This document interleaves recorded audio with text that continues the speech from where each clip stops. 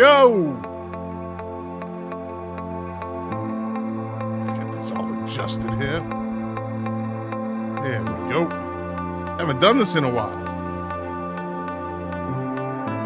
Get my volume, get all my settings up. What's up, everybody? The song is Intro by the XX. And if you didn't know, now you know. It's really all it is. But it's one of their biggest hits, one of their biggest songs. It is quite an intro, right? Yeah. I got a whole new setup that you can't see. That's why I look over there. Things have changed. But the more things change, the more they stay the same. All right, let's go to the chat. Let's see what we got right off the bat. There you go. What's up, Patty? I'm going to pull this up here.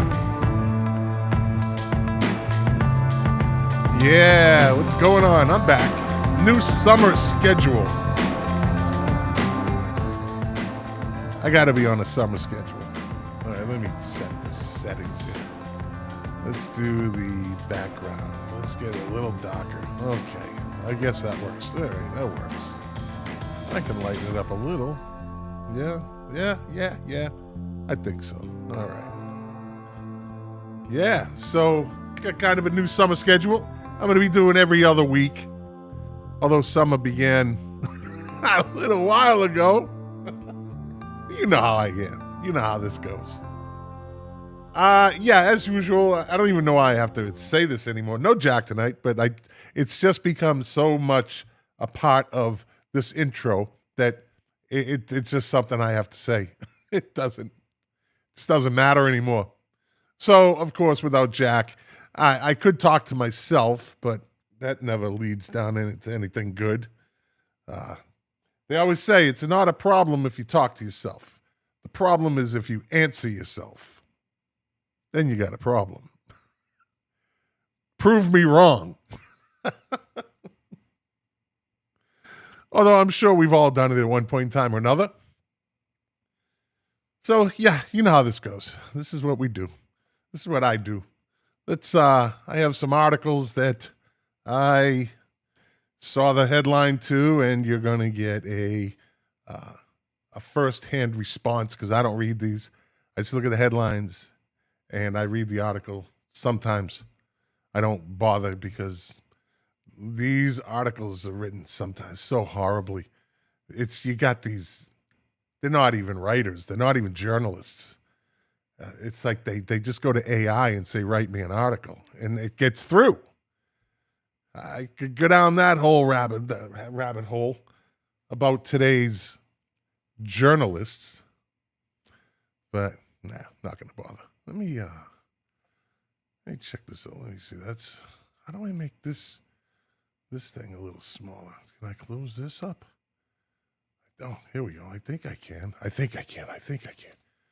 No, I can't. Okay. Just trying to, I can move it up in the corner. There we go. All right. Yeah. So let's get right into it. I don't know. I have some lined up. I don't know which ones are what, but let me see if this even works now. Here we go. No. What happened? Oh no, not again. Ay. No, it's not going to do this. This was all done up right ahead of time. And now I have to, I had it all. I'm thinking like, oh, I got this now. I got it. Got this down. I can just do them in a row. All these articles, I have them lined up. And somehow I got disconnected in between everything. So I'll just do it this way. Add scene. Media. Just like I did before. Screen. Let's go with, no, I'm not going to go. Let's do this one first. Share. Okay. So what I do is I go to the article itself and I scroll so you can see me and I can see the article and see my new setup. I can see the screen as you see it over here. That's weird. over there. That's why you'll see me look to the left every once in a while. And I can also read the article. So here we go. Let's kick off the show. Oh, by the way, welcome to episode 211, I think. Episode 211. Yeah. I don't know if we can see the chat. Let me come over here. What happened to the chat? Showing the stream. And it's back to that again. Let's see. Click it. Hold on. What the fuck? Here we go. What happened? I don't know. What the fuck? See, this is what happens. Let me go back over here. Let me open this up. It's supposed to be showing in the stream. Why isn't it showing? Where? Oh, here it is. Let's see. You can't see it because all settings, because it's background. Here we go. It was hiding. There we go. Dave Phillips, King of the 45s. But now let me move it up in the corner here. Yeah, I guess that'll work. This is all fucked up already. Let me come over here, get rid of this. All right. Oh, boy. Yeah. All right, let me get to the article. 53 years ago today, greatest rock band of all time released its debut album. See, I see that. And Patty says, welcome home. Dave Phillips, black screen, yep. Black screens matter. Lives matter. It's always going to be a joke now. Yeah, welcome home. It's good to be back. Like I said, summer schedule. And it's not because of my weather and what I do in the summer, because it's always summer down here. It's always summer in Boca Raton. It's just after around October, it starts to change and there's no more humidity. And it's absolutely perfect weather until the following May. So my summer is hot. Your summer is hot. Mine's just more consistently hot, but hey, hot is hot. Unless you live in Boston or Massachusetts or New England, and well, it could rain 50% of the summer nowadays. So, and sometimes it drops to 40 and it's August, I think. Anyway, 53 years ago today, when I see something that says greatest rock band of all time, released its debut album, I can't think. So when you think of greatest rock band of all time, what do you think about? I'm gonna give you a minute while I suck down some double turbo iced coffee, because that's all I drink. Greatest rock band of all time: Rolling Stones, Led Zeppelin. Then it's everything else after that, right? Aerosmith, Pink Floyd. There's a small list that can be labeled greatest band of all time, rock band of all time. So let's see what they got here. And I'm looking at the picture, and I already know who they're talking about. And that already tells me that the writer of this news, a trending news writer, that's what his title is, Men's Journal, Alex Hogler, trending news writer. When the fuck did that become a title? Hi, I'm Alex Hogler.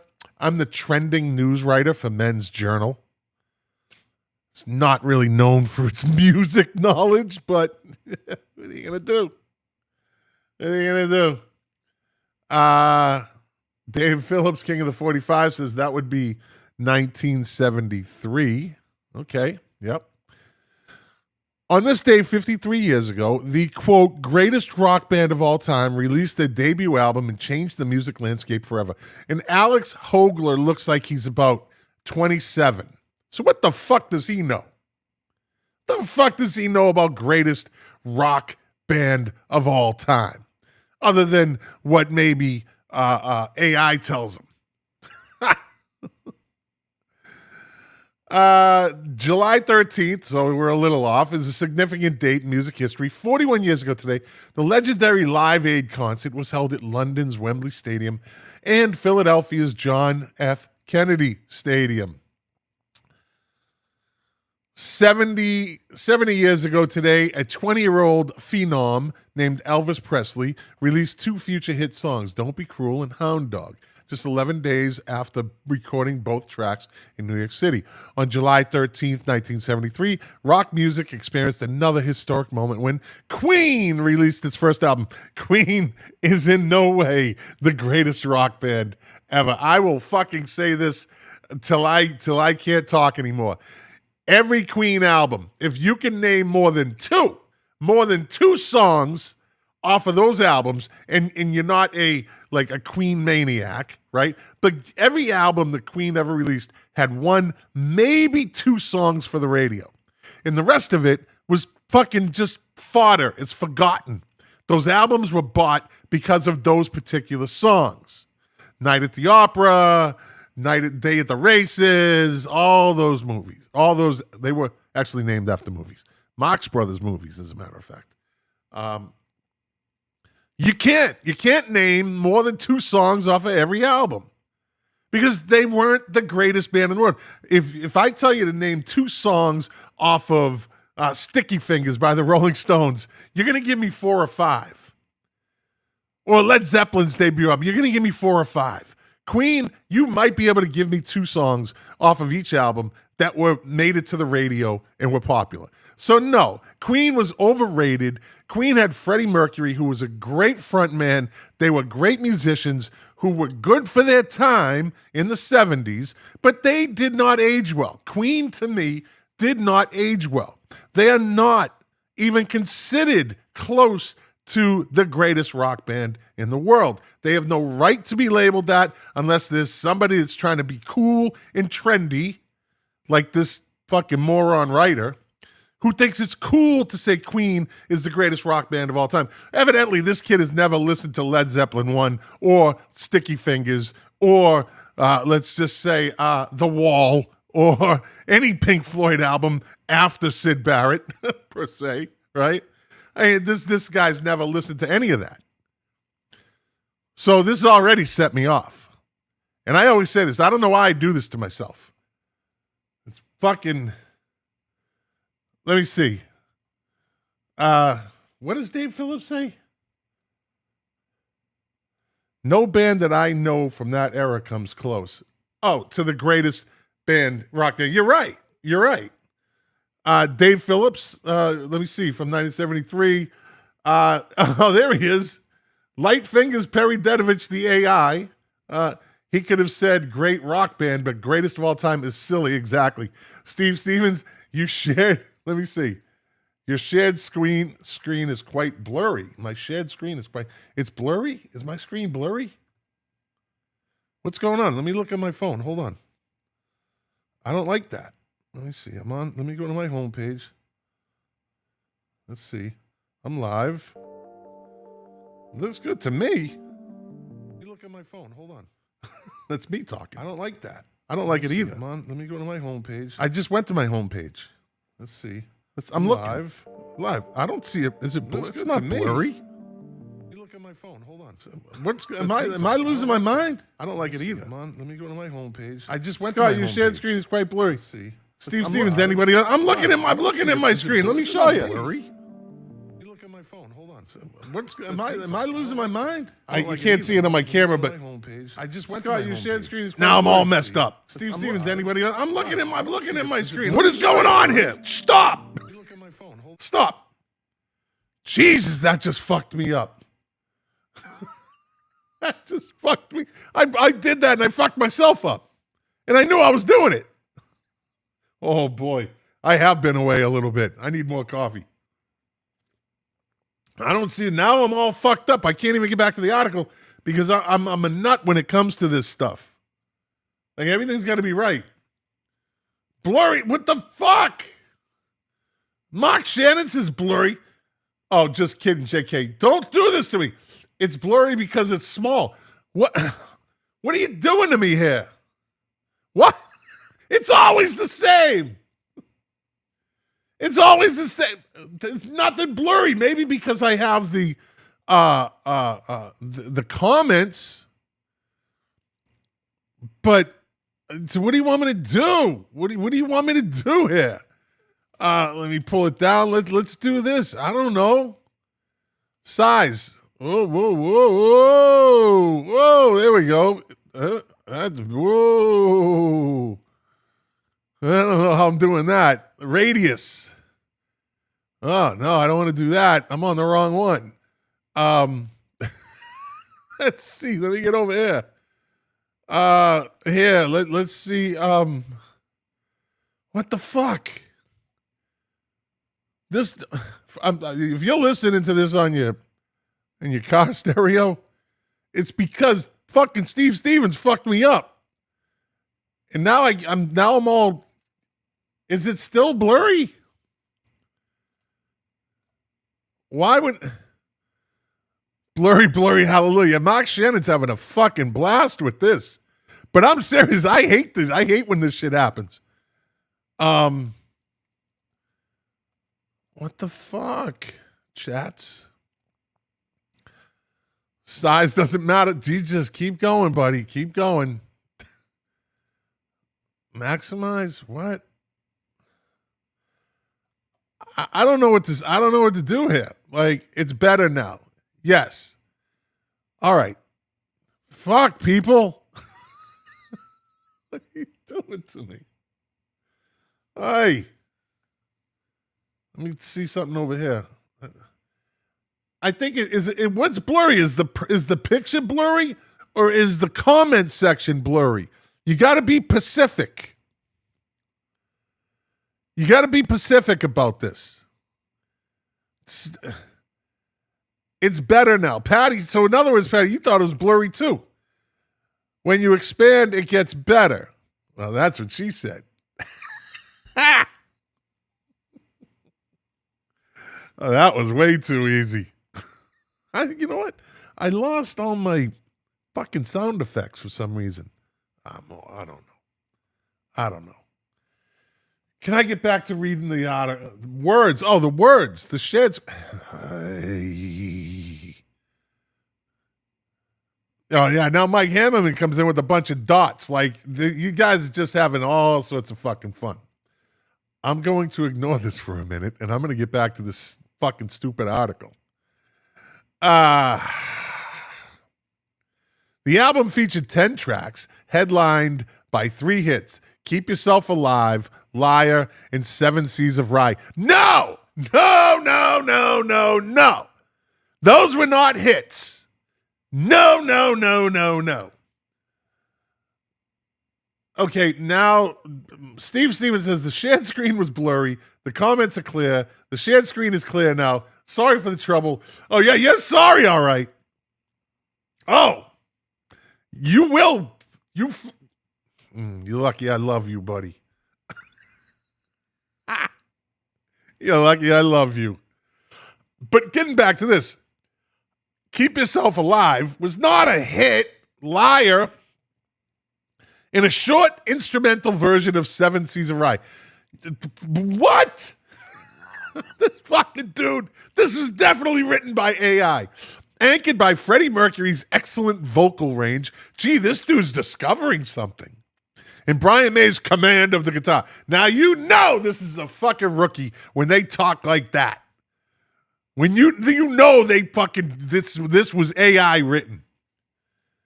This is no way this dude would write that shit. Excellent vocal range and Brian May's command of the guitar. Who fucking says that?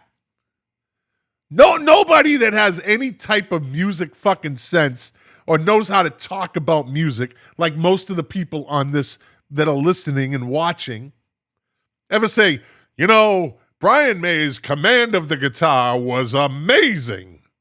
Amaze. Get it? Amazing. I just got that myself. Queen soon emerged as one of the world's hottest music acts. The band released its second album, Queen 2, in March of '74, when bands used to actually put out albums. More than 50 years later, the band's popularity hasn't waned in the slightest. In a 2022 British fan poll, Queen was voted the greatest rock band ever. Jesus, who fucking put that poll together? That's what I want to know. So, okay. The British fan poll in 2022 picked Queen over the Rolling Stones, Led Zeppelin, and Pink Floyd. Are you fucking kidding me? Are you fucking serious? This is ridiculous. Oh, I should read these things beforehand, but no, because then it would be boring. You wouldn't get my fucking immediate response. Queen has sold an estimated 250 to 300 million albums. You know why? Based on 7 songs. Based on 7 fucking songs. One in particular that was made famous again from Wayne's World. Brian May was no Jeff Beck or Eric Clapton. That's right, Steve Stevens. Let me see. Mark Shannon, vocal god tier. 4-octave Queen of Rock. Pure Velvet Thunder. Unmatched range. Power and soul. Legend. That was an AI. Fucking Mark Shannon went right to ChatGPT for that one. Because I know for a fact he doesn't talk like that. Steve Stevens says Brian May was no Jeff Beck, right? Or Eric Clapton. He kept his guitar tone the same for every track. No experimentation. Exactly. They were fucking overhyped. Always were. I liked Queen in the 70s. In the 80s, This Thing Called Love was the last song I ever listened to by fucking Queen. I don't even listen to Queen albums. If a Queen song comes on the radio, I'm probably prone to turn it because they don't fucking do anything for me, and I love all music. They are just a good rock band that had a very charismatic frontman. But that was it. So, I don't even know if I want to go on with this. Since launching their first album 53 years ago, Queen has sold and blah, blah, blah. In their 2011 rankings of the 100 greatest music artists ever, Rolling Stone ranked Queen 52nd. Appropriately 52nd. Appropriately. So, although I am not a Rolling Stone magazine fucking guy by any means, I used to be, now I'm not, but in 2011, they were still kind of normal. They still had a good reputation. They didn't go all agenda. They didn't go all political. Not like they did after 2015. But Queen is appropriately 52nd. I will give them that. Additionally, the magazine listed Freddie Mercury as the 14th greatest singer ever. Mark Shannon.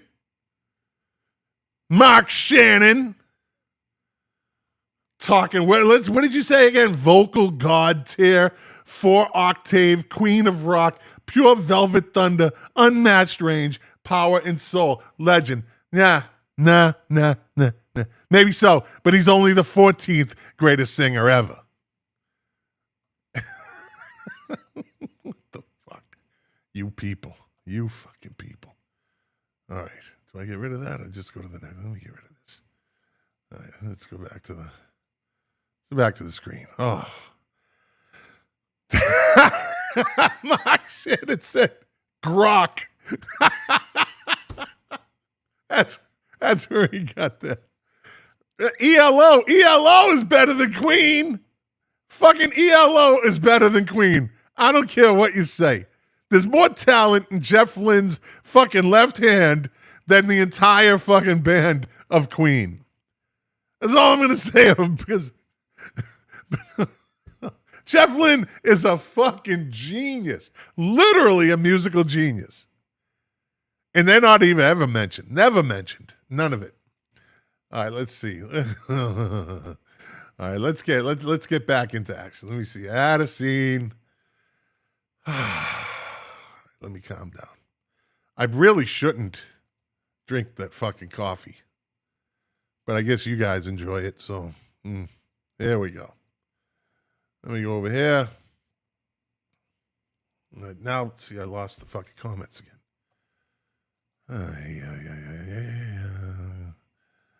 Can't wait for AI Freddie Mark. Showing the screen, and it does it again. Here we go again. All settings. It's going to do this every time. Background. Click it. All right, there we go. That'll stay just like that. And let's get rid of that. Move the screen over.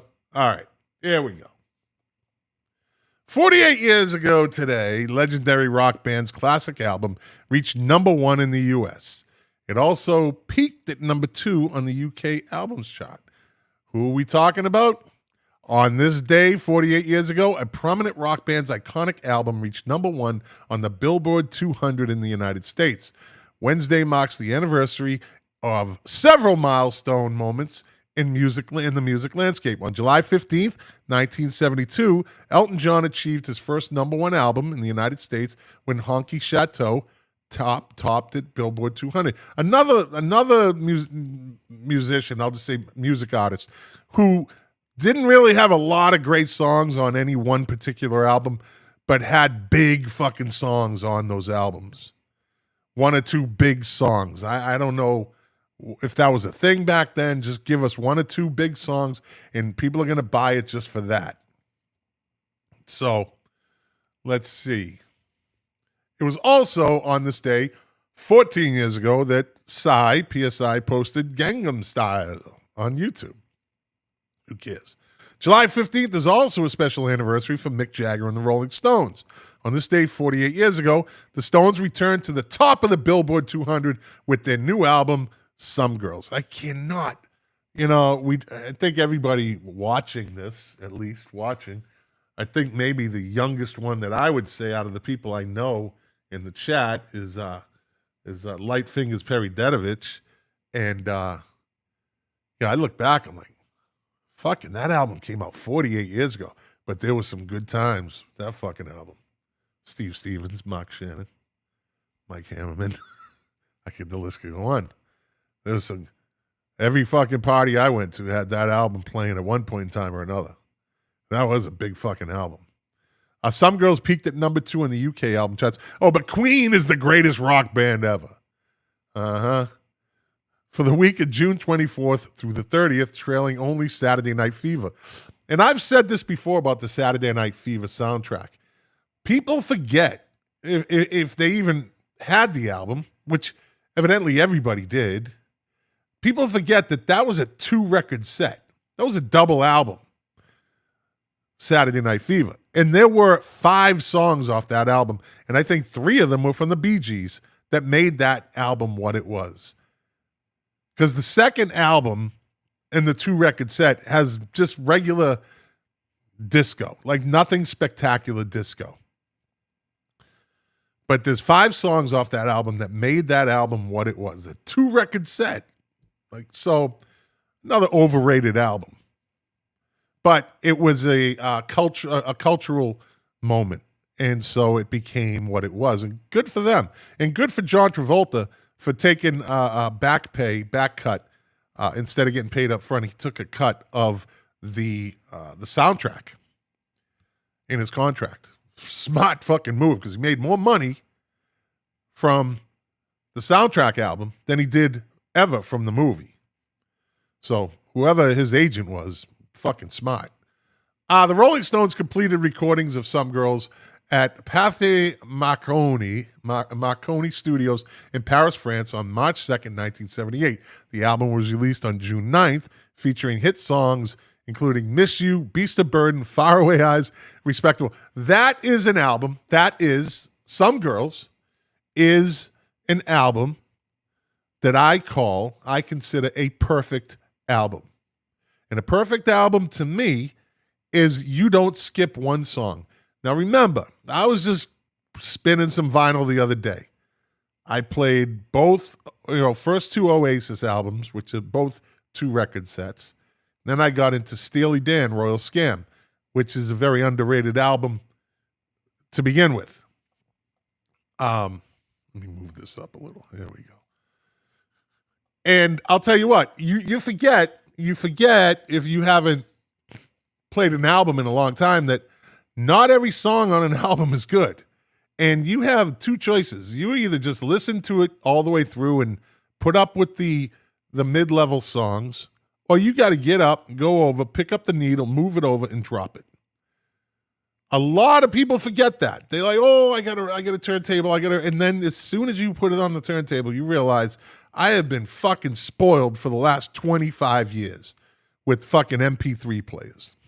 With just being able, cassettes even made it easy. Because cassettes, you used to have to time it perfectly, right? But then these stereos, these car stereos, came up with this technology that would stop the song at the end that you fast forwarded on.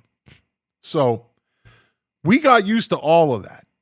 When you go and play an album, again, if you're in another room and you hear a song like Steely Dan, I'll say that for instance, Royal Scam has great songs on it, but they're not all hits. They're not all songs I want. So I was in the other room and all right, you let it play through and you enjoy Steely Dan.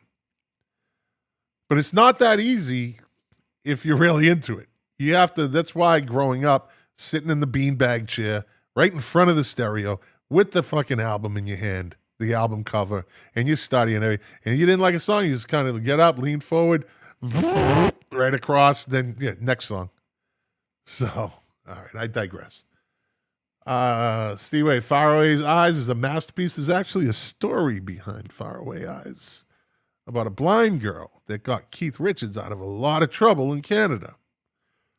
Maybe I'll tell that story next week, but it is based on a real person. I'm not Shannon, shut the fuck up. No, you shut the fuck up. See, I'm the host. I can talk. People are going to hear me. I don't even have to read your comments because the people listening in their car, they don't even know you exist. Mark Shannon.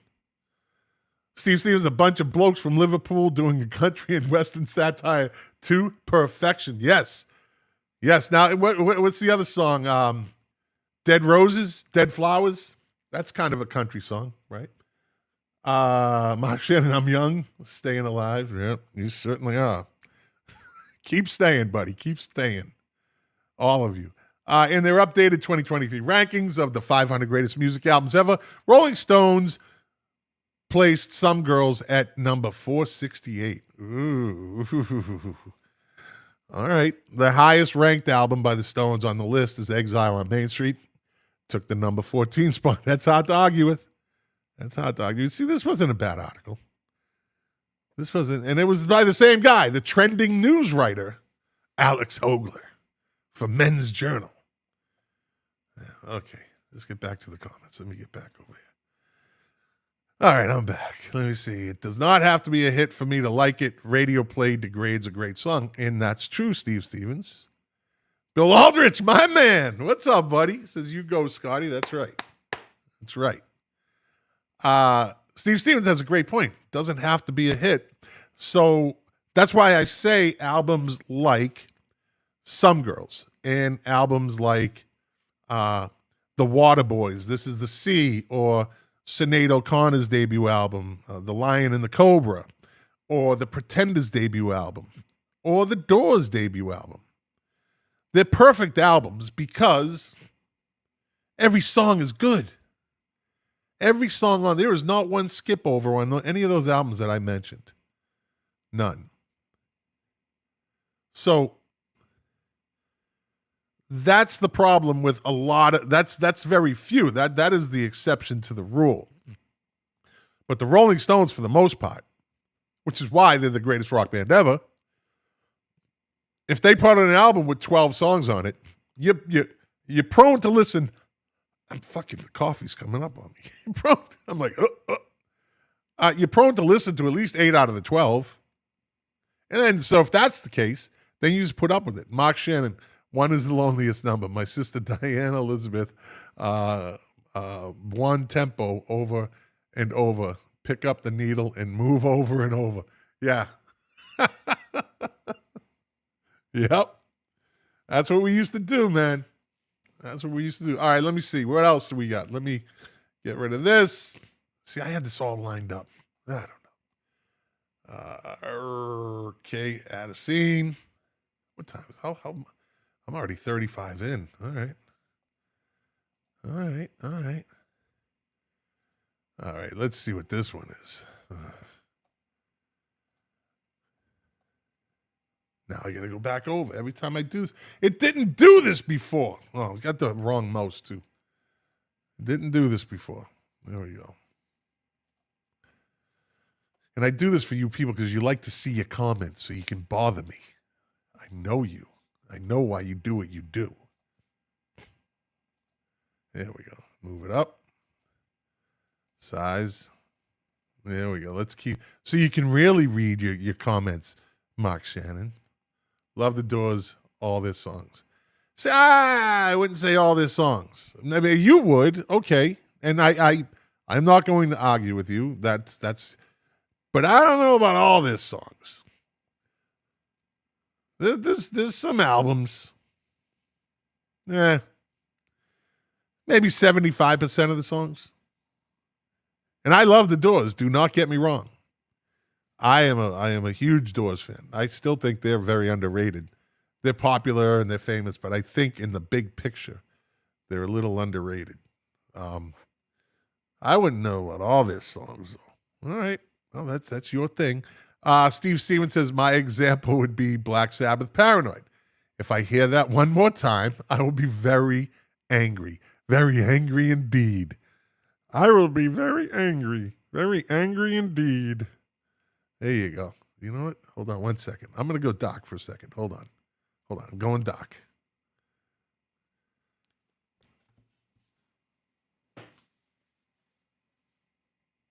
I'm back. Hold on. Since Steve Stevens mentioned Martin the Martian, I got to show him this. Here you go. Can you see it? Let's go full screen. Let me see. Can you see him? There you go. Canine. That's Martin the Martian's dog. How do I get this off the whole screen? Does the screen look bigger? Did I just make the screen bigger? Oh, it doesn't do me any good, though.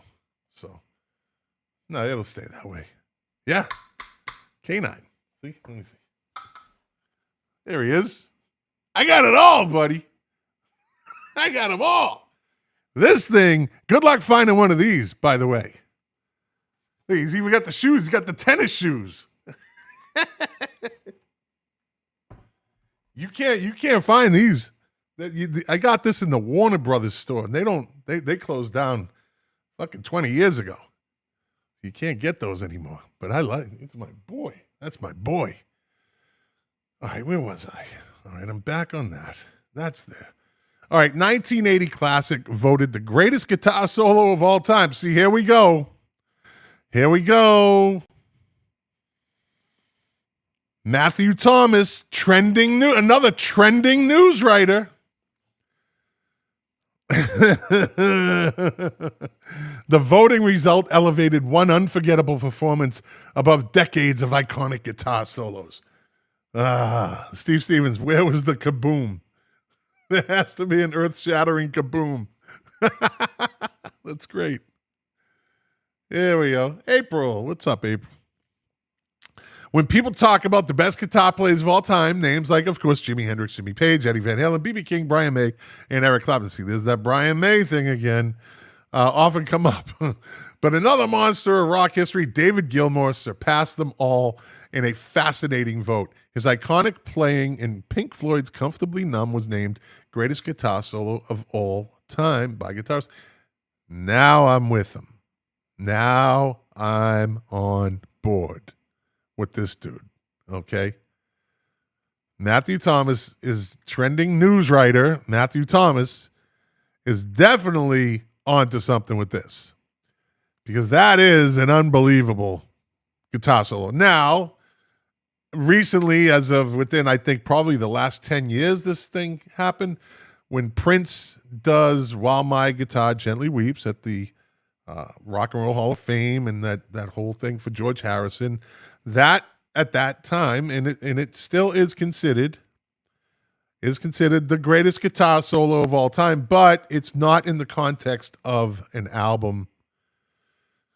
So could you put those two together? No, you can't really match them. Both are phenomenal, but I think Prince doing that guitar solo in My Guitar Gently Weeps, and if you've never seen it, just go into YouTube, type in Prince while my guitar gently weeps, and you will see, arguably, so we'll say arguably, the greatest guitar solo in the history of music. And what a moment. I mean, that was, it's really still fucking goosebump worthy. Who ranked Pink Floyd's Comfortably Numb the greatest guitar solo of all time? Originally released on Pink Floyd's album The Wall in 79, Comfortably Numb became a single in 1980. Decades later, it was still named as the greatest guitar solo of all time. Take that, fucking Roger Waters. You piece of shit. He must hate that. He must fucking hate this. That David Gilmour has that on him. Steve Stevens, Prince was so underrated as a guitar player. Yes. Let me see. Mark Shannon, it's blurry. Fuck you, Mark Shannon. Fuck you. Gonna take Jughead Rhodey for a walk. All right, buddy. I love you too. He's like a big brother to me. Me and Mark Shannon have some stories. We have some stories. Yeah. It was the 80s. It was the 80s. Uh-huh. We got some stories. Anyway, we both cleaned up our act, fortunately. The article noted that the song features 2 solos from David Gilmour, but the second part, and without even reading the article, was the one, with most fans preferring the first one. Okay, the first one? All right. The outlet detailed several elements. Yeah, that's right. It was the first one because the second one is kind of toward the end, and it's Gilmour's solos on the track that are worthy of major celebration, including that he extracted all the excitement he could from every note. It also praised the solo for having all the excitement of an improvised performance and all the structure of a careful composition, which is a great analogy. It's a great way to look at it. For people who aren't guitar experts, there are simple reasons why Comfortably Numb guitar solos that you can feel in your bones. First, unlike solos that seem intent on impressing you with how fast they are, the song's solos are about emotion, not showmanship. Just as importantly, the solos build as if they are telling a story, which somehow manages to fit both the song and the album. It was formed to perfection. The fact that the solos stand on their own, but also complement one of the most cohesive albums in rock music history makes them a masterpiece. Now, let's do this. Here it is. The full list, guitar players' greatest guitar solos of all time. So these are guitar players that picked these songs. Gary Moore, Still Got the Blues from 1990 at 20. Metallica, Fade to Black, 1984. Kirk Hammett. Steely Dan, Kid Charlemagne. I was just listening to that yesterday. Cream, Crossroads, Eric Clapton from 68. Eric Johnson, Cliffs of Dover, 1990. Prince, Purple Rain. Can't argue with that one either. Deep Purple, Highway Star. Would that be okay? 1972. I'm not arguing with that. Richie Blackmore. Guns N' Roses, Sweet Child of Mine. Child. Yeah. Slash from 88. Ozzy Osbourne, Crazy Train by Randy Rhoads. Right, guitar solo. Michael Jackson, Beat It. Okay. Eddie Van Halen. I'm not going to argue. While My Guitar Gently Weeps, Eric Clapton. I would switch that. I would put Prince next to that. Rock and Roll Hall of Fame show. Terry Kath, 25-6-4 from Chicago in 1969. At number 8, Lynyrd Skynyrd, Freebird. Yep. Now, see, the thing about Freebird is there was kind of a double guitar thing going on there, right?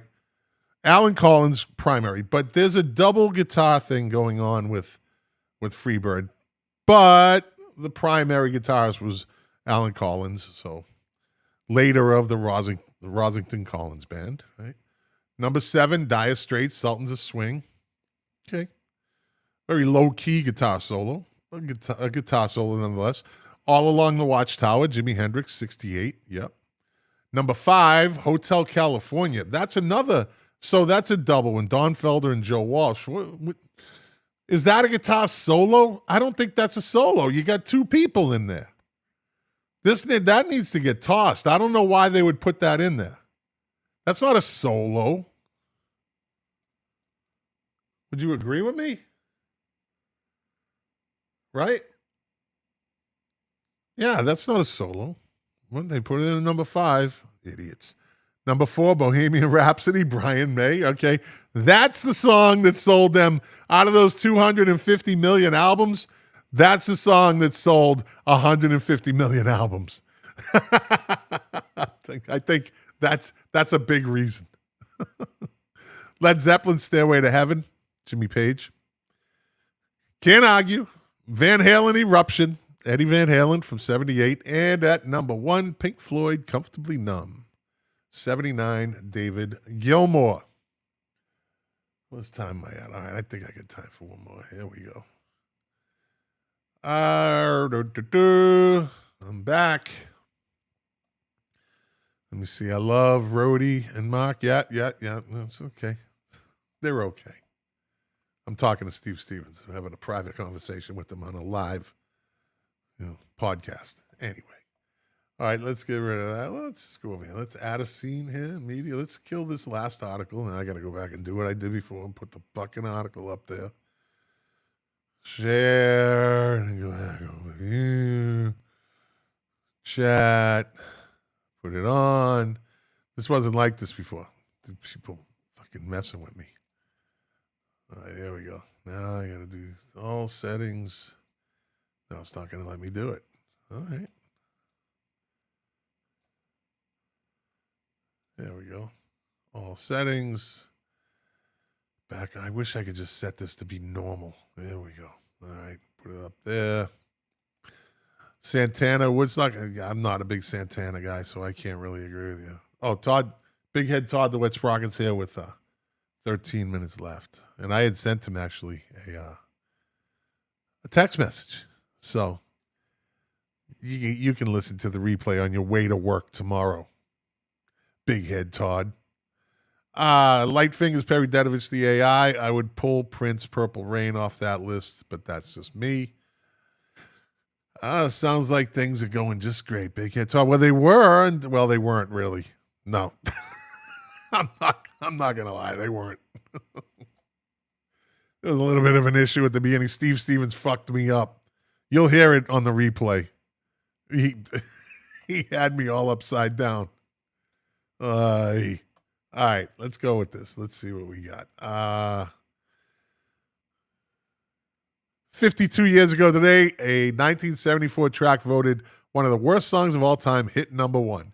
It was a massive commercial success, but decades later, it has been ranked in more than one list as worst songs.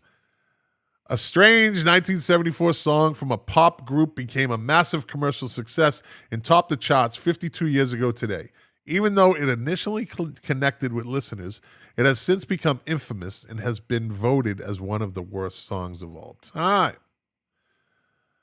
In April 1974, Bo Donaldson and the Haywoods, oh, here we go, released a song that would become their trademark. Billy, Don't Be a Hero.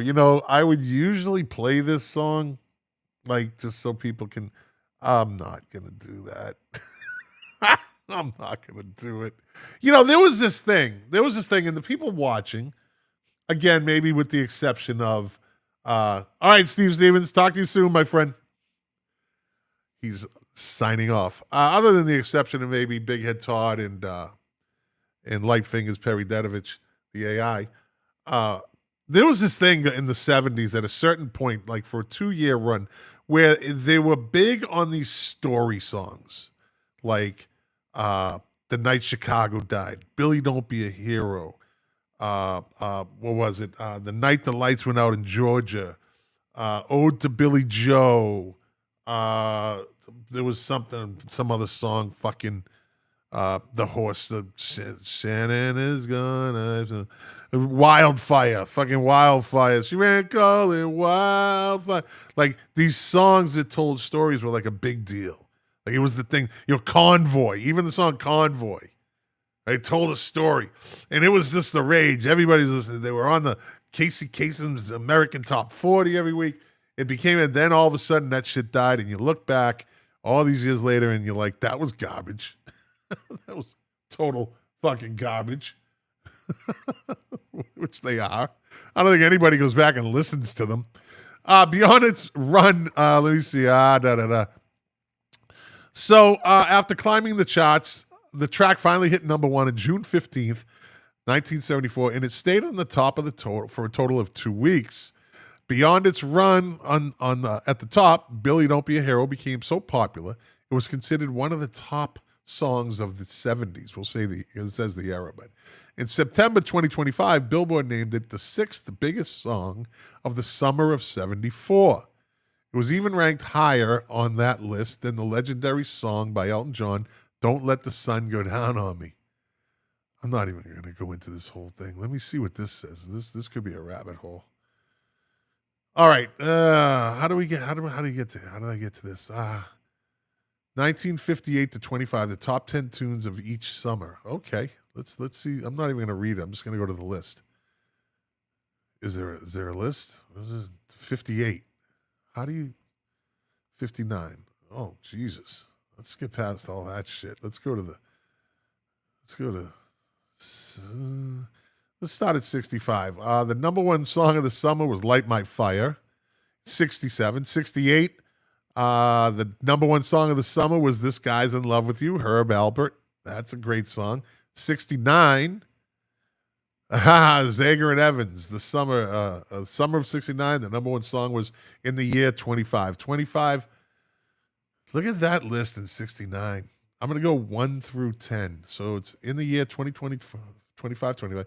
Honky Tonk Women by the Stones. Crystal Blue Persuasion, Tommy James and the Shondells. Love Theme from Romeo and Juliet, Henry Mancini. Spinning Wheel, Blood, Sweat, and Tears. One, Three Dog Night. Good Morning, Starshine, Oliver. What Does It Take to Win Your Love? Junior Walker and the All-Stars. Sweet Caroline, Neil Diamond, and A Boy Named Sue. What a fucking summer of music that was. Jesus. Look at that fucking top. That's a playlist in itself. I might go make this playlist. Let's see what's 70. I can relate to these better, but 1970, Close to You was number one that summer. Mama Told Me Not to Come, Three Dog Night. Make It With You, Bread. Ugh. Fucking beta male music. I already ranted about that one, so I'm going to pass that one up. The Love You Saved, The Love I Found, Jackson 5. War. Huh. Good God, y'all. Edwin Starr. Ball of Confusion. Temptations, never liked that song. That was never one of. Band of Gold from Freda from ABBA, right? Spill the Wine, Eric Burden of War. Signed, Sealed, Delivered, Stevie Wonder. In the Summertime when the weather was hot. Mungo Jerry. I don't listen to that song either. All right, let's get into 71. Now I'm in a rabbit hole. So 71, the number one song that summer was How Can You Mend a Broken Heart by the Bee Gees. It's Too Late, I Feel the Earth Move, Carole King from Tapestry. Indian Reservation, The Lament of the Cherokee Reservation Indian, The Raiders. Wasn't it Paul Revere and the Raiders, or was it just the Raiders? You Got a Friend, James Taylor at number 4. Mr. Big Stuff, Gene Knight at number 5. Number 6, Take Me Home, Country Roads, John Denver. Big 4th of July song in St. Augustine. They always have this playlist that they play before the fireworks. That's always on it. Number 7, Don't Pull Your Love, Hamilton, Joe Frank and Reynolds. Dragging the Line, Tommy James at number 8. Dragging the line. I think that's it. Number 9, Treat Her Like a Lady, the Cornelius Brothers and Sister Rose. And number 10, Signs, 5-man electric band. 72. These are great. This is like a Spotify playlist. 72, All Alone Again, Naturally, Gilbert O'Sullivan, maybe the most depressing song ever written. Dude, if you listen to the lyrics, talks about fucking finding this tower. He's going to climb to the top, and he's going to fucking kill himself. He's going to jump off and kill himself. Listen, look at the lyrics of that song. I've gone over that before. That shit's fucking dark, but everyone loves it. In a little while from now, it's got to make a little more sound. Shut the fuck up. Glad you didn't kill yourself, though. Glad. Brandy, Your Fine Looking Glass was number 2. Lean on Me, Bill Withers. Replying to Diana's with Three Dog Night, by the way. Bad Leroy Brown. Let me see. Got to sign on. Okay. Lean on Me, Bill Withers. That's an overplayed song. Number 4 in 72, the summer of 72. If Loving You Is Wrong, I Don't Want to Be Right, Luther Ingram. Okay. Too Late to Turn Back Now, Cornelius Brothers and Sister Rose. We're on a roll those 2 years. Long Cool Woman, the Hollies at number 6. Number 7, Daddy Don't Walk So Fast, Wayne Newton. Number 8, I'm Still in Love with You, Al Green. Number 9, Song Sung Blue, Neil Diamond. And Where Is the Love, Roberta Flack. Where is the love? Oh, there you go, 1973, Bad Leroy Brown, Jim Croce. Number 1 song of that summer. Will It Go Round in Circles, Billy Preston. Brother Louie, Stories, Touch Me in the Morning, Diana Ross. The Morning After, Maureen McGovern. At number 6, Live and Let Die, Wings. Number 7, Give Me Love, Give Me Peace on Earth, George Harrison. Number 8, Let's Get It On, Marvin Gaye. Number 9, Kodachrome. Number 10, Yesterday Once More. Wow, I mean, these are fucking great. I don't know. They don't, summer music isn't what it used to be, I guess. Maybe it is to this generation. I don't know. It stopped being that in the 90s, maybe the early 2000s, I think it stopped being that. 1974, Annie's Song, John Denver. Number 2 is Having My Baby, Paul Anka, Odia Coates. Number 3, Feel Like Making Love, Roberta Flack. I feel like making love to you. All right, enough of that. The night Chicago died. There you go. There's that fucking story song. Rock Your Baby, George McCrae. Number 6, Billy, Don't Be a Hero. See? Right? See what I mean? Fucking, I was right. These fucking story songs were the rage. Tell Me Something Good, Rufus featuring Chaka Khan. She was so fucking hot back then. Chaka Khan was a fucking babe in the 70s. Don't believe me? Go to Google her. See, Chaka Khan in the 70s, fucking babe. I was never really into black girls, but she was a babe. I'm just saying, I'm not racist. I like Asian women. It's not a thing. It's just something that just preference. Just take. I don't know. Fuck whatever I'm saying. Rock the Boat, Hughes Corporation at number 8. Number 9, Sundown, Gordon Lightfoot. Number 10, Don't Let the Sun Go Down on Me. I could go on, but I'm not. I can maybe pick this up next week too. Let me see how I do this. Let me see. I'll save this. All right. I'll pick this up. Well, if I do next week, it's most likely every other week, but maybe if I'm not doing anything Thursday night, if I'm not barbecuing or doing anything like that. But yeah, let's wrap that up. What was this? Strange Pop Sensation climbs to the top of the shot. Bo Donaldson. Now get rid of that. And I'm back. All right. Well, that's it, everybody. That's the show. That is the show. Dr. Vera just got home. Bill Aldrich, sing on, my friend, sing on. You don't want me singing. Big Ed Todd, man, the F-bombs are flowing. Well, I read these articles and I get upset. I'm not. And Todd, see, Big Ed Todd knows me. And most of you know me. I don't make this shit up. This is how I talk normally. If you get me going on something, well, if I'm not in a mixed audience where I have to kind of tone it down, this is what you're going to get. But I'm comfortable with you people. You people. See, you can say that now, and it's not politically incorrect. You can say you people. But you people are my people, so I can say it. And with all that, my friends, it's good to be back. Episode 211, summer, maybe every other week. We'll see. Maybe someday Jack will come back on and I can kind of yell at him. I'm working. I need a beep machine to beep out the F-bombs. Oh, why are you working? What time is it there? It's 5 p.m. Why are you working? Patty Yossi says, thanks, Scott. Great show. Thanks for the laughs. No problem. Bill Aldrich, you sound like a Bostonian. I never lost it. I never lost it. Although, when I first went in the military, Big Head Todd, the Wet Sprocket, probably, he was my first friend in the military, really. And we've been friends ever since 1987. And although we're on different coasts, we're like brothers. It doesn't matter. Distance doesn't matter. especially with technology. But he told me that my accent when I first went in the Air Force was wicked Boston accent. He said, I've lost a lot of it over the years, but I'll never totally lose it because of people like Steve Stevens, Mark Shannon, all those people up in Boston. They keep it hanging around. So, all right, I won't babble anymore with all that. Thank you for watching. Thank you for listening. If you like it, share it. If you didn't like it, well, thanks for watching and listening for an hour and 1 minute. I appreciate it. And with that, as I always say, doing the show for you, to quote my favorite artist, Morrissey, the pleasure, the privilege is mine. Maybe I'll see you next week, at the latest 2 weeks. Have a great summer.